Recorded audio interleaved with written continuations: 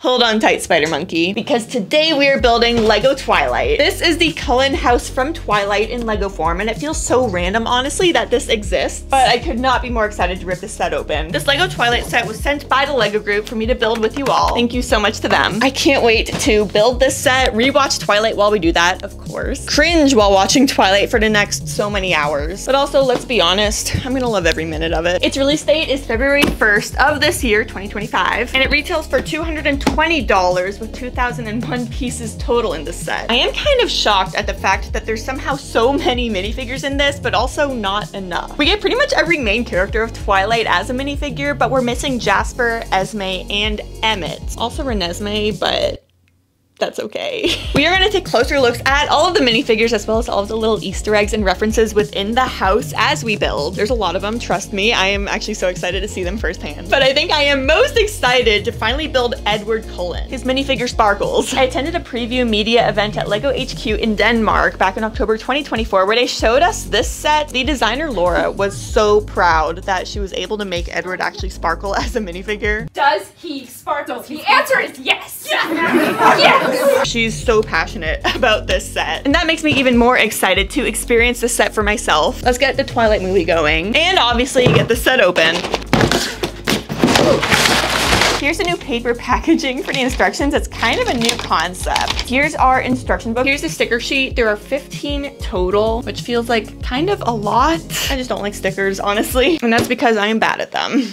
Inside the instructions, it gives a lot of information about the set and the fan designer because this is a LEGO idea set. There were 10,000 fans that supported it, obviously because it's Twilight, and then LEGO decided to make an official set. There's more information about the actual house, and it looks like some of the references are described more in detail here. I always like it when the instructions are a little bit more unique like that. There are 18 bags total in this set. Let's get these kind of organized a little bit more. Find number 1 and get started.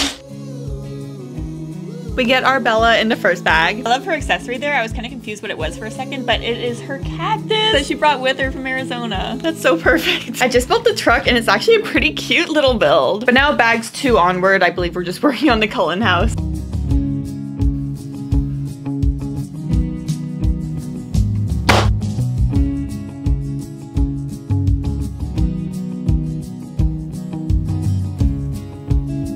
We just finished the first movie and now I'm starting the second. I'm about halfway done with the set. I'm on bag 10. Again, there's 18 bags. And building the set kind of goes in order of the movie. For example, bag 1 is building Bella's truck and Bella. She has the little cactus as an accessory because she just arrived from Arizona. We also build the grand piano pretty early on in the set. And that's kind of the first accessory within the Cullen home that you see in the movie. They have their cute little piano scene. I still have 8 more bags to go. I guess 9 if you include what's here of bag 10. I am kind of tired, but we're gonna push through. We're gonna keep going. Plus, it's been a few years since I've rewatched Twilight, and I'm thoroughly enjoying this.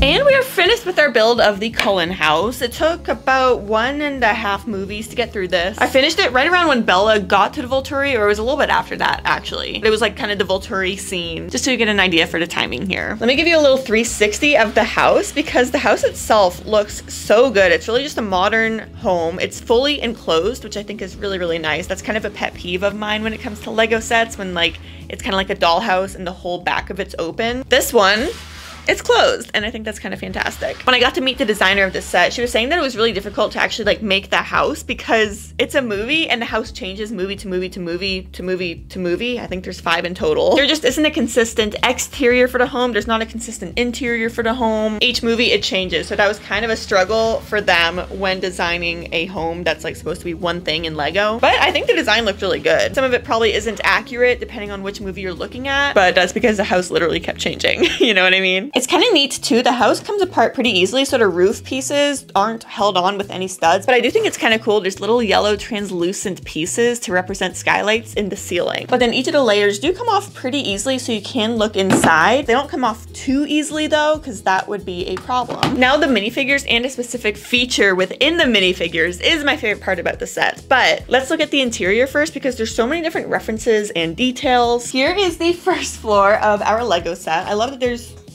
trees outside. One of them keeps coming off really easily and it's kind of annoying. So just keep that in mind. Maybe I just keep knocking it over and it's just my problem. But I love that there is some room here for spider monkey action, which I will show you a little bit more up close later because it's fantastic. For the interior, we do have this little chessboard. I don't remember them playing chess, but it's cool to have it. And then the grand piano. Obviously, we need that in this set. That's kind of an important scene throughout the movies. The garage door leads right into the bookshelf, so that doesn't really make any sense layout-wise. And then we have the second story of the house. Side note real quick is that I love the angles here. The designer was saying that it was actually quite a challenge to get this angle to be so smooth and modern looking. So the techniques here are pretty advanced. They're pretty cool. They're advanced in the sense that they're interesting, not in the sense that it's difficult to do. But this is also where we get the kitchen scene. You can see in the front along the window we have some condiments, a spoon and fork. The frying pan is there along with that white bowl that Rosalie just absolutely smashes when Bella shows up and said she ate. Rosalie didn't like that. She has anger issues. Oh, and then I almost forgot about this part. We do have some baseball references here. You can see the baseball bats on the wall, and then right below it on what looks like a fireplace, I believe that's supposed to be a baseball. There's also a baseball hat on the counter there. It's nice they included that because that scene is also pretty iconic from the movie. But then the third level of the Cullen house has everyone's favorite part about the set, the bathroom.